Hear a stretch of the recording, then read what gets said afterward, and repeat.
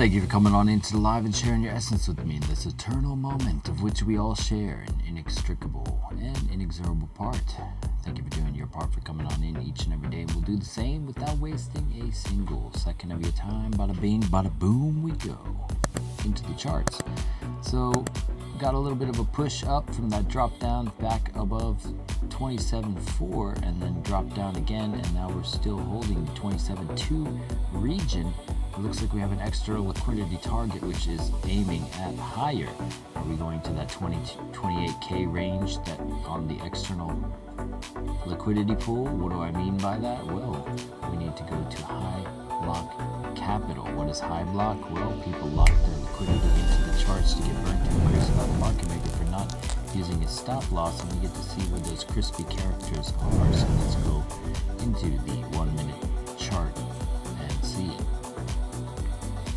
So as it pierced up yesterday into these 100x pools after previously taking out the 50x targets, it then came back again for the shorts, all the way clearing the 50x and a little bit above the range up to that 27.4 region, pinging in a bunch of longs in the process, and then coming back to that $108 million pool.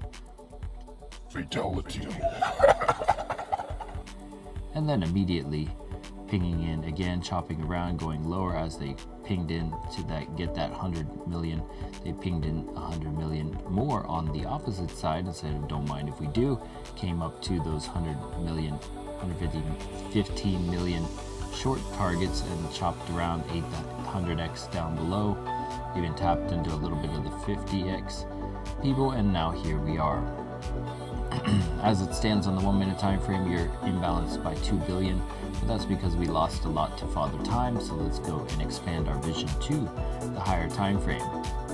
Shout out to everybody here. Hopefully the stream is clear. On the 7-day time frame, you have, let's go to the max liquidity range here.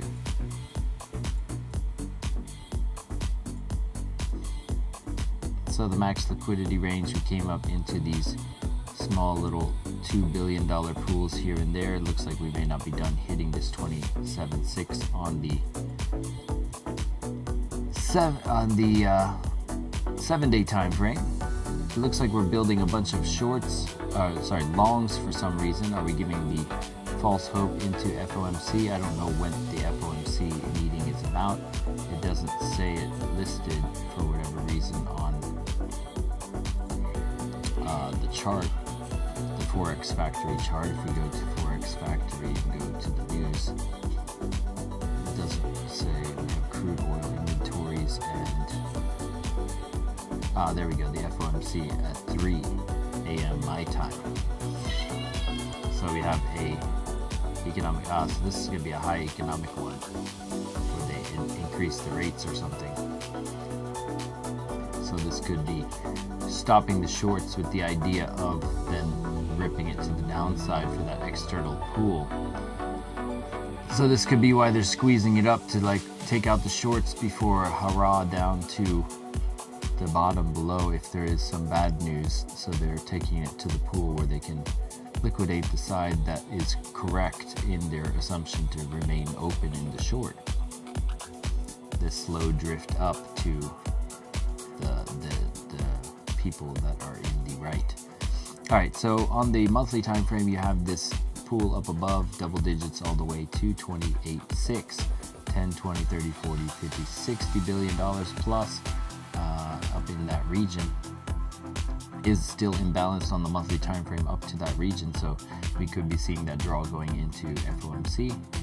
As you start to go to the 3 month, you see that that draw could be all she wrote and then come down into these pools if there is a narrative to support bearishness. After that, you have a 6 month pool down here at 176 billion at 24.3 on the 6 month. If you expand your vision to the 2 year, that also coincides with $250 billion down at 23.6. So coming up into this region is even Steven between these two, and then you could basically come back down. You do have these 2, 4, 600 billion up in that 33.2 region. I would expect you to come back to that 23.6 zone first, but what do I know? Let's go ahead and take a look at the finance chart and where we had you yesterday. So yesterday we were talking about the failure of a trend-based fib level, and we'll tell you why that did not play out and how you could protect yourself using Fibonacci. So we were looking at failure of the cloud and failure of the 236 after the live here, and then immediately they came back above the 236. Sorry, let me delete that. Came back above the 236, came back and retested the 236, held it, and then you were gone. So this 236 level protects you from getting an idea installed that you need to come down to this region. We left up as an illustration to why these mathematical structures kind of hold true in terms of it creating a double bottom out. And then if we look at the momentum here, it's even better. So let's go ahead and throw on our momentum. Link in the description for more. So if you had Momentum Master on your side, you would have been able to catch this move one after the other. You could toggle everything at Bitcoin's bottom, and it's very similar to here. So it was breaking down above the crowd, came up into the cloud. What do I mean by trend cloud? Well, it's a volume weighted formula. So it came back beneath the cloud, came above it and hit, and then bounced off the cloud. So did the same thing here. After our live, we did not update you as we were working, but that's why you have the indicator to help you. These 2 time frames oversold, started to bounce up above the trend cloud here, which happened to be that 236. On the 15, you were holding the trend cloud here. You can look at this in close-up mode, and this is basically this thing zoomed in. This schematic is what happens. So this is why we traced the price action for over 30 hours to make this, so that you can use it as a key of entry key. All right, so it came to that cloud on the 15. It was also above the 236, negating this bearish idea, and boom, to the upside. So even though it was not put out on the live, it was put out on the indicator. Very plain as day. So are we coming back above into this pool? Where can we go from here? We're going to delete that. Oops. No. Yeah. That was the one that was negated. So all right, delete that. And let's go into the higher time frame and make our descent through the time frames really quick.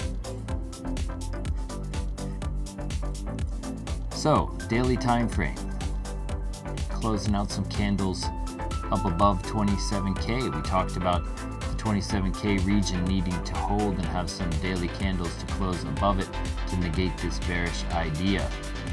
So that seems to be the case. So far so good on that regard. Down here on the bullish trend-based fib level, the 236 was holding from the region of the 26,151. Since that idea has been holding, we're heading into these regions between 27.4 and 28K. Do we continue up into this take profit zone? Let's go ahead and leave that cloud up for the daily. So the daily cloud has shifted here. Eventually you get a pullback though. So coming even up to here, eventually you get a pullback to the cloud and continue on the cloud. So reaction on the cloud at some point will be inbound.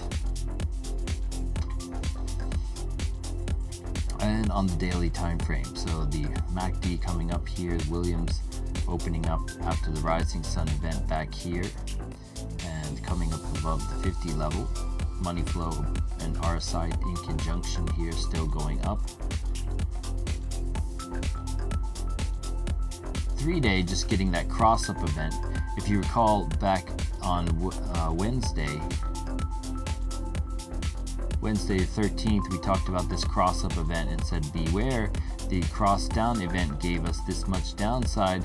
What about the cross-up event on the 3-day? And sure enough, boom, we've been seeing this subtle support of the 3-day. And this is why the 3-day baseline crosses are pretty powerful. And if you look at the 5-day, we're starting to reclaim the baselines as well. Do they start to cascade that? 5 days take a little bit of time to percolate, so it could maintain these baselines for a double bottom idea, but you're coming up to the cloud, which is thinning for the first time in a while on the 5-day time frame. Last time it thinned was on Friday, February 10th, and then it came back and kissed it, so coming back and kissing the cloud and possibly going lower with that thinning idea on the 5-day. Daily time frame, once again, above the cloud on the daily. The angle at which the daily is going here could insinuate some sort of continuation idea after a kiss to it. We go to the 22. 22 been maintaining this cross-up event since the rocket ship takeoff. Baselines down here at 25.99, basically 26K, alongside the super trend. Overbought across all the oscillators here.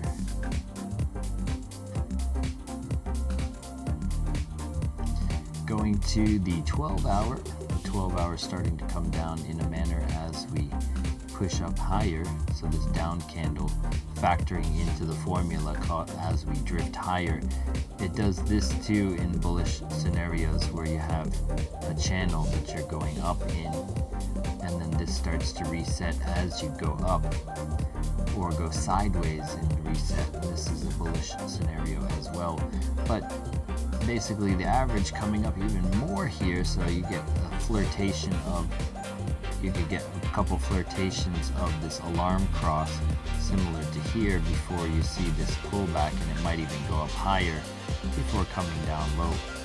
So this is a bullish scenario still unfolding for the 12-hour, getting this buyback wick. Coming to the 6-hour time frame. The 6-hour is double bottoming here on the stochastic, getting the money flow still flowing to the upside at an angle of 2 o'clock. Baseline still holding, price action up here. You have some vector candles, stop hunt on both sides, and holding that 27K region as of this moment.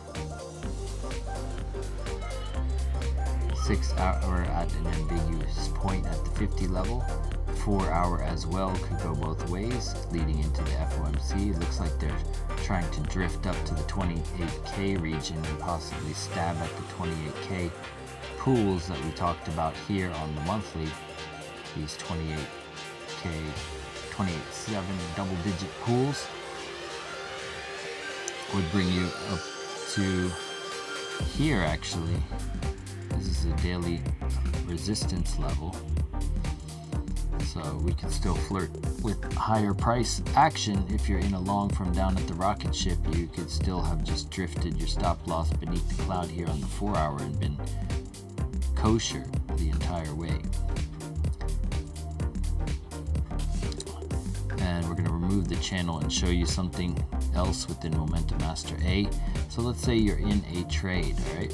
Let's say you were long from the rocket ship. You can turn on a trailing stop loss and basically trail this up using super trend and this trailing stop loss be somewhere between there, and it will give you the long stop price and the short stop price levels to think about. So you can set it to the time frame you like, and it will basically adjust that using the average true range in a frugal manner. It's more frugal than the super trend because when they bounce off super trend, they wick it. So if you do it just above the super trend, you're generally safe. And this is a trailing formula. Of course, if you go lower, it's better to lock it in higher. So you move it up as it goes along here. And that is the trailing stop loss formula. Alright, so going into the 4-hour time frame, getting 4 time frames overbought, money flow above the RSI, suggesting at some point you do fatigue out. When is that point coming into the FOMC meeting? I have no idea. Do you go to the hourly now? The hourly cloud holding strong. First dip beneath it, we talked about just how we reclaimed that on the 15 to surge up here, and where your thought on that would have been. We'll reiterate that again, but then coming back, kissing the cloud, continuing, and now we're still holding the cloud while having this cross down event. So the shorts are on the run. Shorts are on the run as they aim at this 28.5 and beyond region. Looking at the hourly time frame, we reset some of the stochastic here while going sideways in price action. And so this is kind of a bullish play, setting up for another hourly play, perhaps to the upside. You could even say it's like one of these things, a cup and your handle. We did maintain a fib level here too.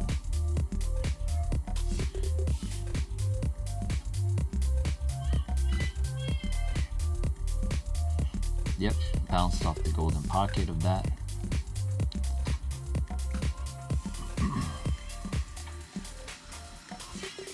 At the 706, and then you could use the trend-based fib levels to extend within that. You say, all right, well, we went up to here and then we came down to here, so we maintained this 236 level, and all these 236s line up. So this is the 236 or 786 of the bullish nature, which is the 236 of the bearish nature, which is the 236 of this impulse retrace. So it really wants to hold this region at 27.5. So this 27.5 is appearing on multiple impulse retrace ideas as a line in the sand, and where it wants to go from here is upwards in these regions if it wants to continue. So seeing a kind of bounce up here off the hourly time frame into these regions is where it looks like we want to go into the FOMC meeting as we hold this cloud on the continuation idea here. Had a previous reaction off the golden pocket 706 region, and going to the 15-minute. 15-minute cloud starting to wane here just slightly, and you're getting overbought. So you're having an opposite effect on the 15 here. So watching how the 15-minute holds out. Potentially speaking, do we hold this? Is this a bearish retest of the 15, and then we're heading in back for a second hit to this region? We do have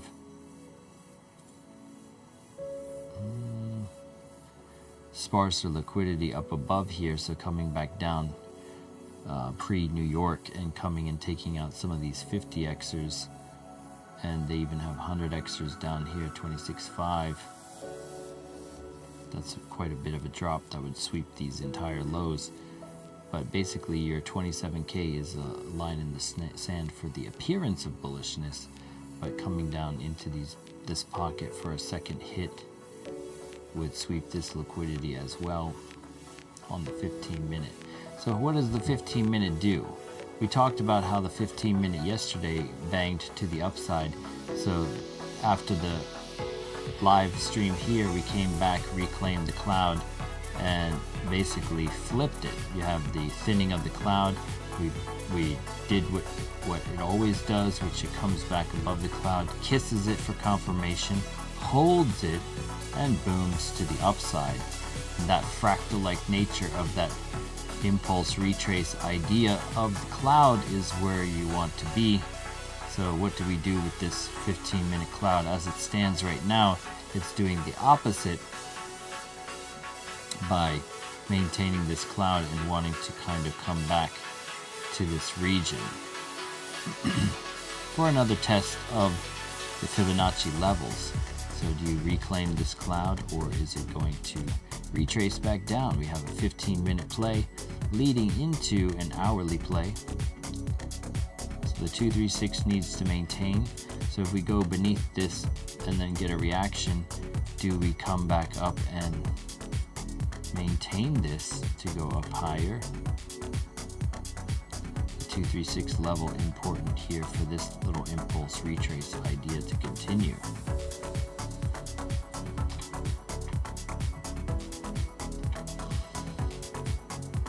So what does the 15-minute do? How does the 15-minute hold? We're just going to put out regions for you rather than projections. So basically this 236 level is key. How do we react off of this? And coming back to the golden pocket for a second hit, do we come back into this region or not? If you hold these regions and have a reaction, the projected zones come up to the 28K region within this impulse retrace idea. So coming down to here, reacting, or coming up to there and reacting. Something like that. And yeah, that is my story, and I'm sticking to it. So thank you for coming on into live, and thank you for coming on into live and sharing your essence with me in this eternal moment of which we all share, an inextricable and inexorable part. Thank you for doing your part, for coming on in each and every day. We'll do the same, bringing the fire, the accuracy, the precision, and all that fun stuff. And we'll catch you on the NQ Open later.